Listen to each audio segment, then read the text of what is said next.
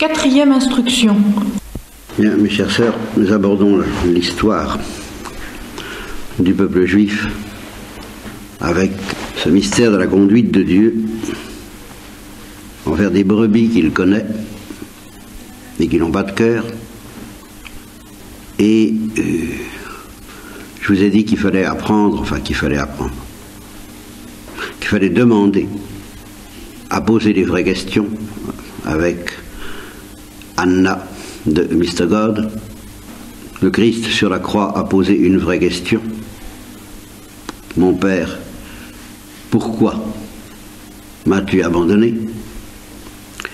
La question reste sans réponse dans l'Évangile, car si la résurrection a balayé toutes les questions par la folie de joie éternelle qui a remporté l'âme, le cœur et le corps du Christ, ça ne répond pas. Le Christ a su la réponse, mais nous n'avons pas la réponse à cette question. Pourquoi, en effet, le Père a-t-il abandonné le Christ aux mains de ses ennemis pendant un instant, peut-être, mais un instant suffisant pour entraîner la mort? Et je vous assure que ce ne sont pas les théologiens dont je fais partie qui nous apporteront la réponse. Et ils n'apporteront pas la réponse dans la mesure même où ce seront de bons théologiens. C'est-à-dire où ils comprendront que c'est une question qui ne doit pas s'éteindre précisément parce que c'est une vraie question et que les vraies questions ne sont pas faites pour s'éteindre avant la résurrection générale, avant la parousie, avant la fin des temps. Et que un contemplatif et une contemplative, c'est quelqu'un qui essaie de se laisser dévorer progressivement par la question qui définit la pauvreté. Une créature pauvre, au-delà de toutes les pauvretés matérielles qu'il ne faut pas mépriser, de toutes les pauvretés psychologiques qu'il faut encore moins mépriser, c'est surtout une créature qui pose des questions sans réponse, et de préférence les vraies questions sans réponse, car les vraies questions sont sans réponse ici-bas, et elles définissent notre pauvreté la plus profonde vis-à-vis du Dieu d'amour. Il n'y a pas de réponse aux questions les plus profondes. Qu'est-ce que Dieu? Demandait saint Thomas d'Aquin. Que deviendront les pécheurs? Demandait saint Dominique. Pourquoi m'as-tu abandonné? A demandé Jésus-Christ. Toutes ces questions sont une seule et même question. Qui es-tu, mon Dieu, pour jouer à ce jeu-là où tu sembles m'abandonner, où tu abandonnes réellement ton fils et tes fils à la mort, où tu laisses triompher le mal avec une telle insolence, une telle ampleur? Quel est, ô mon Dieu, ce jeu? Et qui es-tu, toi, ô mon Dieu, pour jouer à un jeu pareil? Cette question doit nous mettre dans la détresse des pauvres. Et si vous ne savez pas comment la poser, mais chantez les psaumes.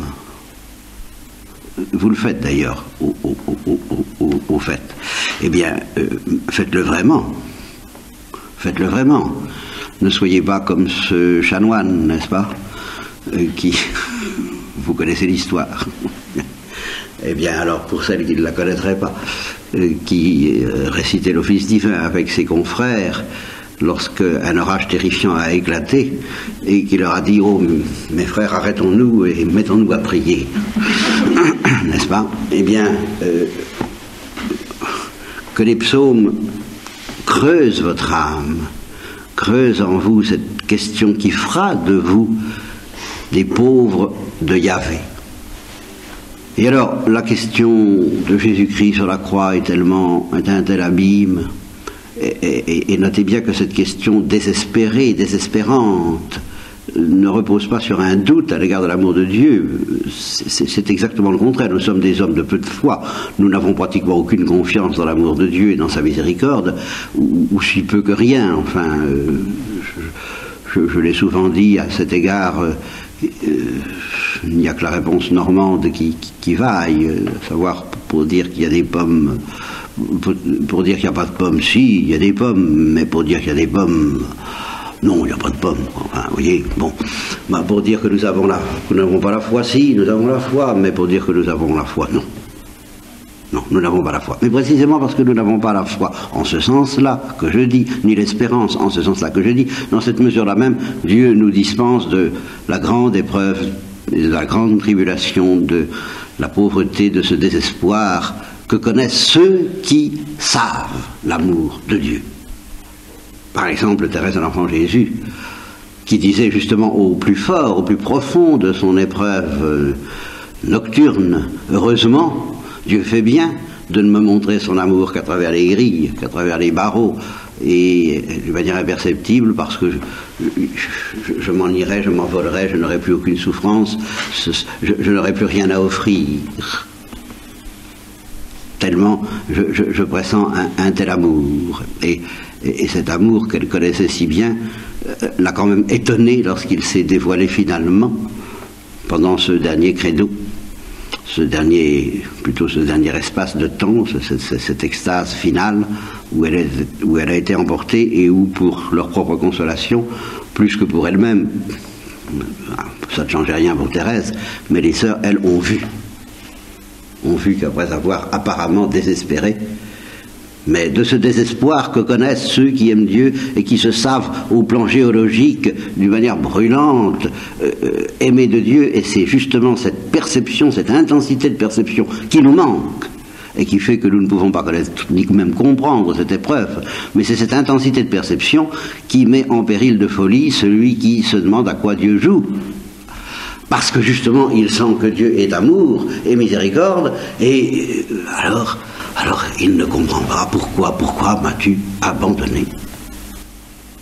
Quand on scrute l'histoire du peuple juif, alors voilà, on va de surprise en surprise, et en ce sens-là, il est bien vrai qu'il faut s'imprégner de l'Ancien Testament pour comprendre le Nouveau, je dirais plutôt qu'il faut s'imprégner de l'Ancien Testament pour ne pas comprendre le Nouveau. C'est-à-dire, pour comprendre qu'on ne comprend pas, pour poser la question avec Jésus, il faut commencer à poser la question avec le peuple juif et dire déjà pourquoi, mon Dieu, pourquoi fais-tu cela? Je prendrai, si vous voulez comprendre justement l'incompréhensible, et ce qu'il y a de désespérant et d'incompréhensiblement désespérant dans l'histoire du peuple juif, lisez attentivement ou relisez le Deutéronome, dans lequel Moïse explique tellement bien les choses au peuple juif. Rappelle-toi, Israël, voilà ce qui s'est passé. Alors tout le détail de l'histoire dans le désert repasse comme un film. Et il rabâche Moïse, et il rabâche, et il dit tu vois, et voilà. Et à chaque fois c'était la même chose, tu t'es endurci, tu n'as pas cru, tu as exaspéré Dieu, tu l'as irrité, ça n'a pas cessé. Ah, Israël, fais attention, tu vas entrer. Et alors c'est ça, c'est cette espèce de tremblement. Ah, c'est une chose extraordinaire, voyez. Bon, on désire se marier, ou on désire entrer dans la vie religieuse, ou on désire sortir de prison. Tout ça est un peu pareil d'ailleurs. Car malgré les apparences, quand on entre derrière les grilles, on sort de prison. Bien. Eh bien, parce que après tout, la prison peut être grande et le pays de la liberté tout petit. Et c'est justement, ça fait partie de ces choses incompréhensibles. Alors on désire longtemps, on désespère longtemps, mon Dieu, jusqu'à quand serai-je dans cette prison, dans ces épreuves? Il faut que je pense à vous parler de la mer Rouge, c'est très important. Cette explosion justement dans laquelle Dieu déploie toute sa puissance pour libérer le peuple. Alors le peuple, en attendant, il gémit dans l'esclavage sous le joug des Égyptiens, il attend que ça vienne, et puis c'est la traversée de la mer Rouge, et puis c'est la traversée du désert, et alors de nouveau le peuple il en a plein le dos, il dit est-ce que ça va durer longtemps comme ça? C'était pas la peine de nous faire sortir d'Égypte pour mourir de faim dans le désert, quand est-ce qu'on va entrer dans la promise, quand est-ce qu'on va entrer, bon, alors ça dure ce que ça doit durer, et on se trouve que Dieu nous fait attendre, et puis un jour vient où Dieu va nous exaucer. Nous allons entrer dans la vie religieuse. Nous allons nous marier. Nous allons sortir de prison. Nous allons être ordonnés prêtres. Nous allons sortir d'une épreuve déterminée que nous avons connue et qui a été interminable apparemment. Nous allons sortir de là. Et alors nous sommes contents, nous trépidons l'impatience devant la porte qui va s'ouvrir, pour nous, n'est-ce pas? Et à ce moment-là, Dieu tremble. Je vais te le donner, ton bonbon. Je vais te le donner, ton cadeau. Je vais te le donner, tout ce que tu me demandes. Mais le moment où j'exauce tes désirs, Israël, est le moment, et toujours le moment le plus dangereux de ton existence. Et tout le Deutéronome, c'est ça, c'est ce tremblement de Dieu à travers le tremblement de Moïse. Ils vont enfin entrer dans la terre promise. Mon Dieu, dit mon Dieu, dit Dieu, en quelque sorte. Mon Dieu, dit Dieu. Qu'est-ce qu'ils vont faire? Mais qu'est-ce qu'ils vont faire? Et puis qu'est-ce que j'ai fait de leur offrir un cadeau pareil? J'ai retardé le plus possible, j'ai essayé de les préparer le plus possible, j'ai essayé de leur faire comprendre le plus possible les dangers qu'ils couraient, je les ai instruits de toutes les façons possibles que Moïse précisément énumère et répète dans le Deutéronome à temps et à contre et rabâche, je vous répète. Mais malgré tout, il ne peut pas s'empêcher de dire, bon bah demain je vais mourir, demain vous allez franchir la frontière, voilà, demain vous allez franchir la frontière. Oh Israël, avant de franchir la frontière, Israël, attention. Avant de franchir la grille, Israël, attention à ce que tu vas faire. C'est le moment le plus dangereux de ta vie. Ah, si tu suis les chemins que tu aurais dû comprendre, mais que j'ai bien peur que tu n'aies pas encore compris, Israël.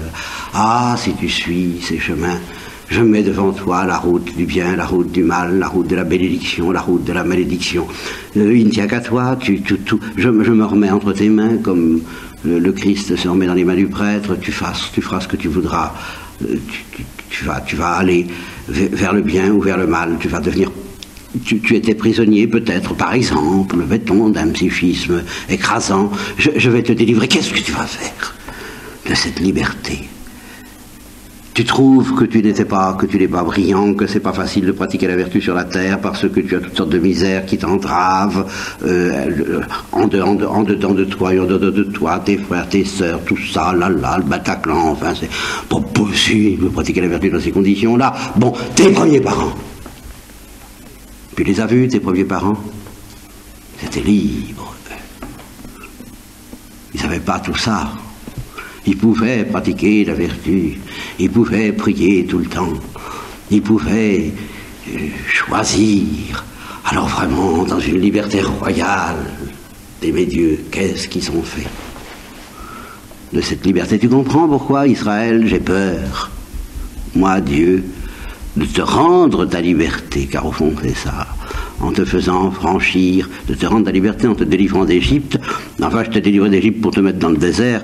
Là, c'est plutôt la salle d'attente et le purgatoire, et on peut s'expliquer encore 5 minutes dans le désert. Ça, c'est terrible ce qui s'est passé dans le désert, c'est affreux. Mais, tu n'es pas encore émancipé.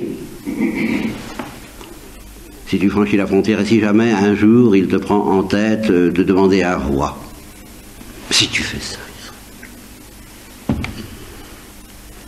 ils ont demandé un roi. Et puis voilà.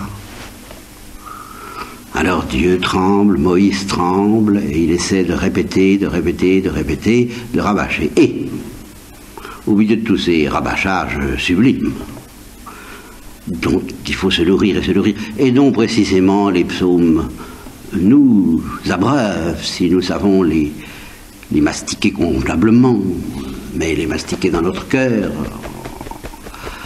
en appréciant précisément le fait que ça répète toujours la même chose, car c'est ça qui est le signe que c'est grave. C'est précisément que ça répète toujours la même chose. Ça n'est pas une histoire en 25 épisodes où il y a du nouveau à chaque fois. Non, les psaumes, c'est terriblement monotone, comme le Deutéronome. Bon, alors, on arrive à cette phrase de Moïse, parce qu'il y a un changement de ton qui est vraiment tragique dans le Deutéronome. On a l'impression, si je pouvais mimer cette scène, que Moïse leur montre la frontière, là, vous voyez là, bon, par exemple, il dit voilà Israël, tu vas franchir la frontière, attention, fais attention, si tu fais ceci, ça ira bien, si tu fais cela, ça ira mal, rappelle-toi, tu as fait ceci, ça a été mal, rappelle-toi, tu as fait cela, ça a été bien, et puis ceci, c'était encore plus mal, tu n'as pas cessé d'irriter Dieu, tu n'as pas cessé de... Attention Israël, ou attention, et puis ça dure un certain temps comme ça, Moïse ayant le bras levé, comme dans les campagnes contre les Égyptiens, pour que ça tienne, il a le bras levé, et à un moment donné, il baisse les bras. Et puis il dit, puis ça sert à rien. Tout ce que je dis, ça sert à rien. Je sais que tu trahiras. Voilà. À quoi Dieu joue, puisqu'il sait. Et ben voilà. Il le fait quand même. Et Moïse dit bien pourquoi. Tout ça ne sert à rien.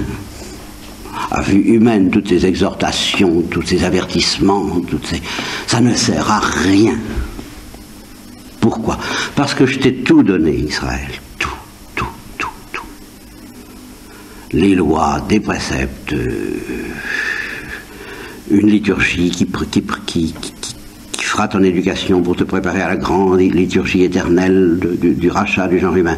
Des lois qui sont des lois pures, qui sont encore aujourd'hui, si on se réfère à tous les papes, la clé de la lumière de quiconque se prétend expert en humanité pour la guider, non pas vers le chemin du bonheur, mais pour éviter la catastrophe. Hein, tout simplement, n'est-ce pas? Je t'ai tout donné, Israël. La seule chose que je t'ai pas encore donnée, mais alors justement, pourquoi? C'est un cœur qui comprenne. C'est avec le cœur qu'on comprend. Et c'est avec l'intelligence qu'on ne comprend pas. Et justement, il y a deux manières pour l'intelligence de ne pas comprendre. Il y a la bonne qui consiste à ne pas comprendre en sachant qu'on ne comprend pas. Et en disant, pourquoi pousser par le cœur qui lui comprend? Le cœur comprend, mais l'intelligence ne comprend pas. Alors le cœur qui sent l'amour de Dieu, qui comprend l'amour de Dieu, alors il ne comprend rien par son intelligence. Le même cœur qui a une intelligence ne comprend rien à quoi Dieu, au jeu de Dieu, à la providence, aux événements, à tout ça. Pourquoi? Et puis la mauvaise manière pour l'intelligence de ne pas comprendre, c'est de croire comprendre. Père, je te loue d'avoir caché ces choses à ceux qui croient comprendre et qui n'interrogent pas. Je me suis battu pendant des années avec plusieurs âmes, disons, pour essayer de leur apprendre à interroger. Et je n'y suis pas arrivé. Pourquoi n'y arrivais-je pas? Alors, je me rattrape, tant que je peux, moi, en interrogeant. Mais pas assez. Pas assez. On n'interrogera jamais assez du moment que c'est avec amour, et non pas pour exiger une réponse qui va nous permettre de ne plus interroger, mais au contraire pour interroger de plus en plus. Afin que cette interrogation même nous déchire et nous mette dans la béatitude des pauvres en esprit, ceux qui interrogent sans entendre la réponse, mais qui se nourrissent de cette interrogation toujours plus brûlante, parce que justement elle vient de ce cœur qui comprend,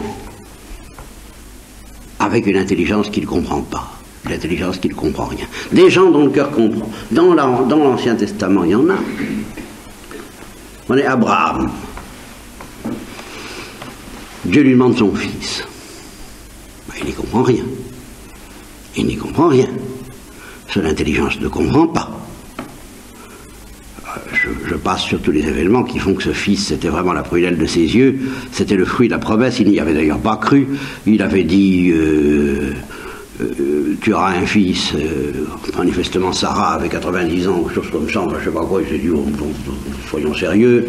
Alors il avait dit à Dieu, ben d'accord, ce sera la servante, quoi, ça fera l'affaire, ce sera Agar, j'aurai un fils, d'accord, non, ce sera Sarah.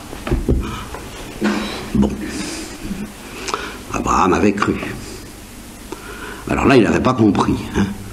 Et puis ce fils lui est donné. Et puis quand il lui est donné, Dieu lui dit, tu vas me l'immoler. Alors là, il comprend pas du tout. Il comprend moins que jamais. Il comprend rien. Mais son cœur comprend alors. il y va. C'est la seule raison que donne d'ailleurs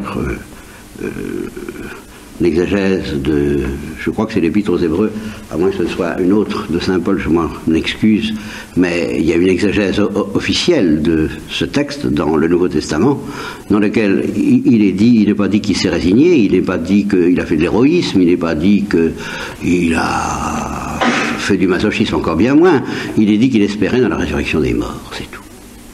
Il savait que Dieu est tout-puissant et il ne doutait pas. Son cœur comprenait l'amour de Dieu parce que cet amour brûlait en lui. Abraham avait un cœur qui comprend. Et quand Abraham a discuté avec Dieu, car il a discuté, ah oui, il ne faut jamais discuter, sauf quand c'est le cœur qui discute contre l'intelligence, contre l'évidence froide de la vérité. Sodome et Gomorrhe méritent le châtiment. Avec son cœur, il a compris qu'il fallait discuter, que c'était le moment. Il a dit, ah oui, mais tu vas te même pas faire ça, s'il y a 50 justes, et puis 40, et puis 30, et puis 20, et puis 10.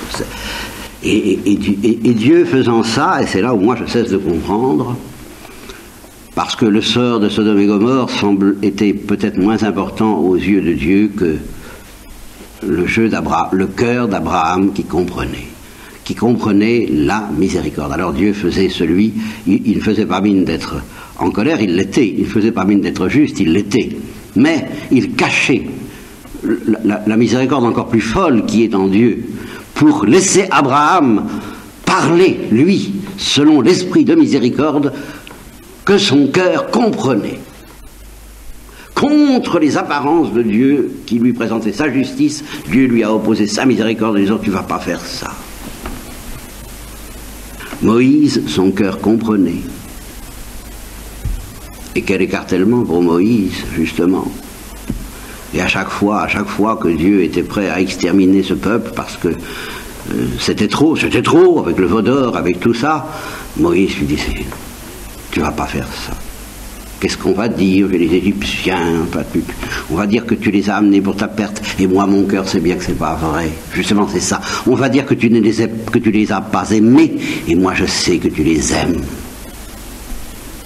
Alors, mais je le sais parce que justement j'ai un cœur pour comprendre. J'ai un cœur pour m'attendrir. Et David avait un cœur qui comprend. Il a compris son propre péché. Et il a compris de cette intelligence qui est une béatitude, qui est la béatitude que je voudrais demander pour moi, pour vous, et qui est introuvable.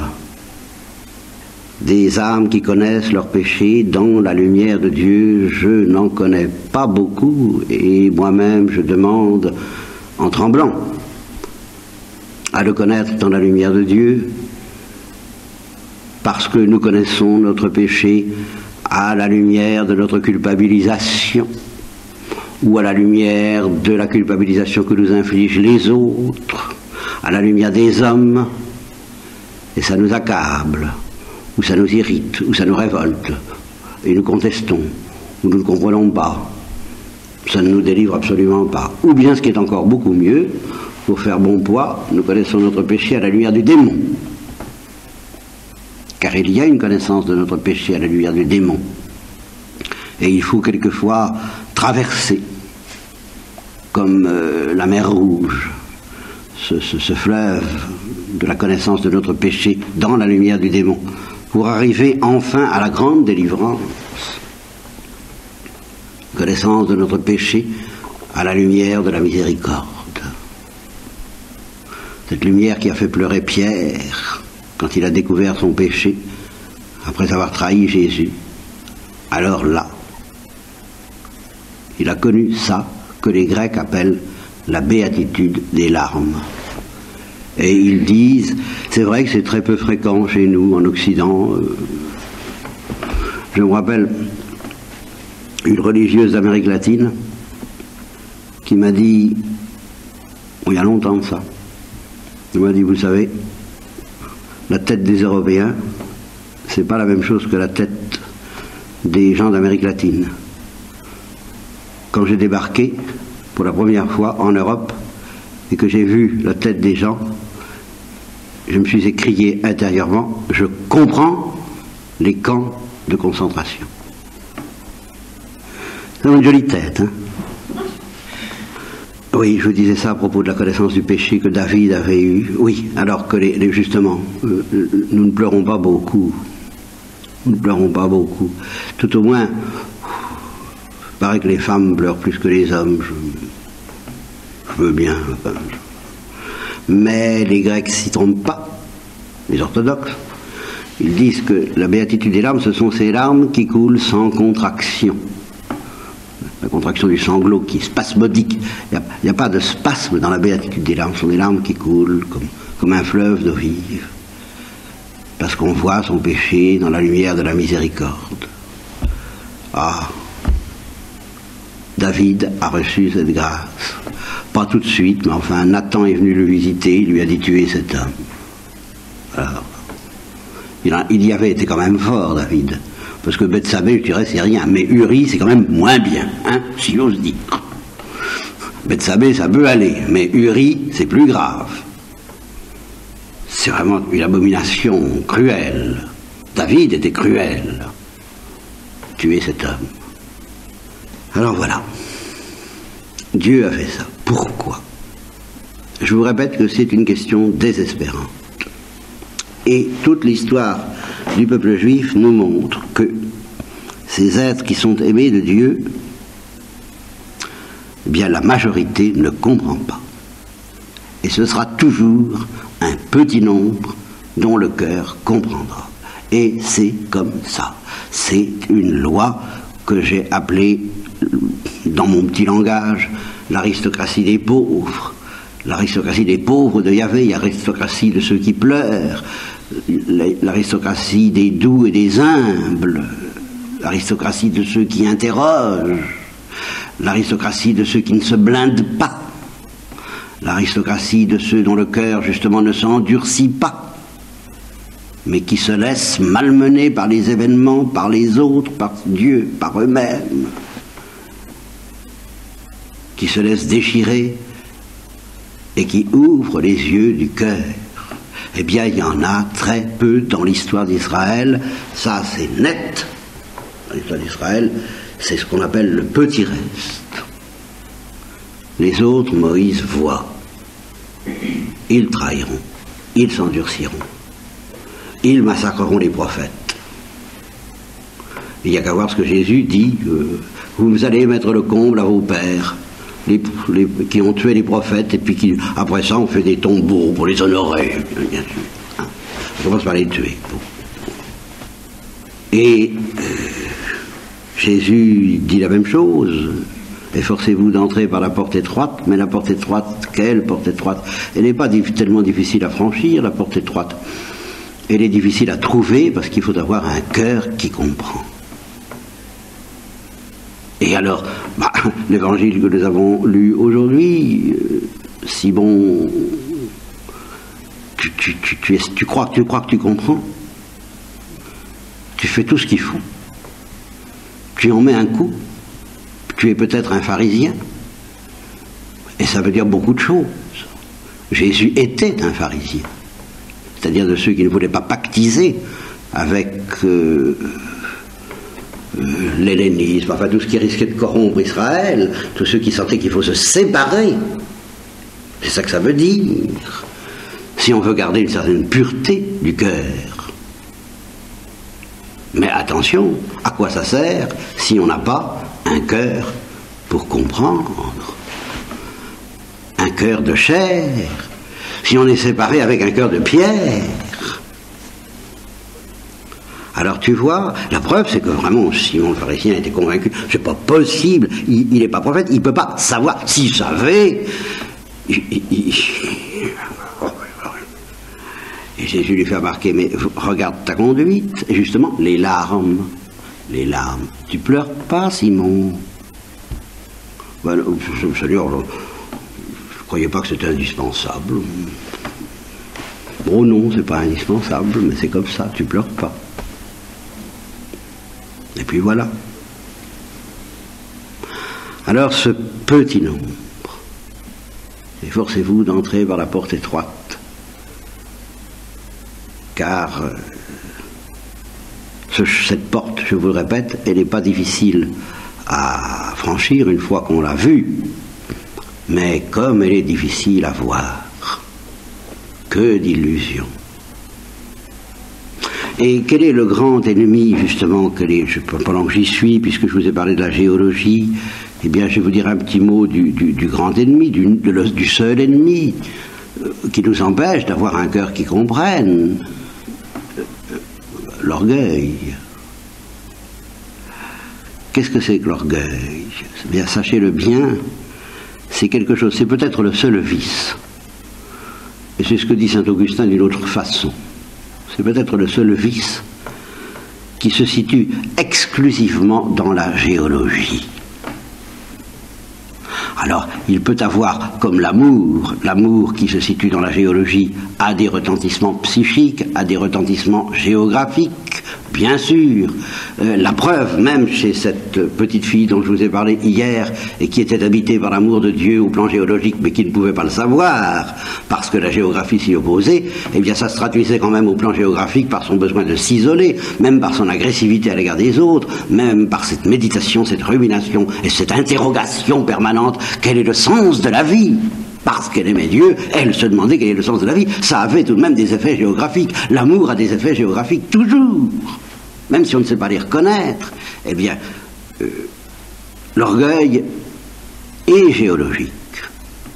Et il a des effets géographiques. Mais attention, justement, de soi, l'orgueil est invisible. Complètement invisible. Retenez bien cela. La vanité qui veut la première place évite de prendre les premières places, l'orgueil prendra la dernière. Croyez-le bien. Par orgueil. Alors que l'amour prendra la dernière place par amour, l'orgueil prendra la dernière place par orgueil. La seule différence, ce sera ce que j'appelle la musique, mais cette musique, il faut avoir des oreilles pour l'entendre. Que celui qui a des oreilles pour entendre, entende. Où est la différence entre se mettre à plat ventre par amour ou se mettre à plat ventre par orgueil? Car c'est très possible. Tout est possible à l'orgueil. Tout ce que fait l'amour. Et c'est pour ça que saint Paul le dit. Si je jette mon corps dans les flammes, on peut le faire par orgueil. Je ne désignerai personne en prétendant le juger, mais je maintiens qu'on peut aller très très loin par orgueil, donner tous ses biens aux pauvres par orgueil, jeter son corps dans les flammes par orgueil, car il est évident qu'il faut quelque chose pour faire des choses pareilles. Alors si c'est pas l'orgueil, c'est l'amour, si c'est pas l'amour, c'est l'orgueil, c'est l'un ou l'autre. Mais de soi, la différence est invisible. Alors voilà encore une vraie question. De quel esprit suis-je, ô mon Dieu? Car c'est bien la question que le Christ suggère aux apôtres quand il leur dit: vous ne savez pas, vous, mes disciples, vous qui avez tout quitté pour me suivre, et nous y reviendrons, vous ne savez pas de quel esprit vous êtes. Car Pierre, quand tu dis tu es le Christ, le Fils du Dieu vivant, tu es heureux, car ce ne sont pas la chair et le sang qui t'ont révélé cela, c'est mon Père qui est dans les cieux. Mais quand tu dis la croix, ça n'aura pas lieu, je suis là, j'empêcherai ça, je saurai le faire, arrière de moi, Satan. Tu ne sais pas de quel esprit tu es. Mais tu crois faire le bien, et tu es dans les ténèbres. Alors le petit nombre de ceux que Dieu éclaire de cette façon, ah, pourquoi si peu? Mon Dieu, pourquoi si peu? Pourquoi tant d'aveuglement? Pourquoi l'Église est-elle déchirée par toutes les grandes hérésies qui depuis le début l'ont secouée et qui sont toujours animées par l'orgueil? Mais pourquoi, mon Dieu? Ce serait si simple, de petits points sur les i, bien oui. Je ne sais pas à quoi Dieu joue. Et je vous demande, dans votre prière, de l'interroger avec moi, mais de l'interroger avec le déchirement de l'Église, de façon à avoir un cœur déchiré. Et si vous vous laissez déchirer, eh bien, vous pouvez espérer recevoir du Saint-Esprit ce cadeau plus précieux que tous les autres, vraiment, hein, un cœur de chair qui comprend les entrailles de la miséricorde de Dieu.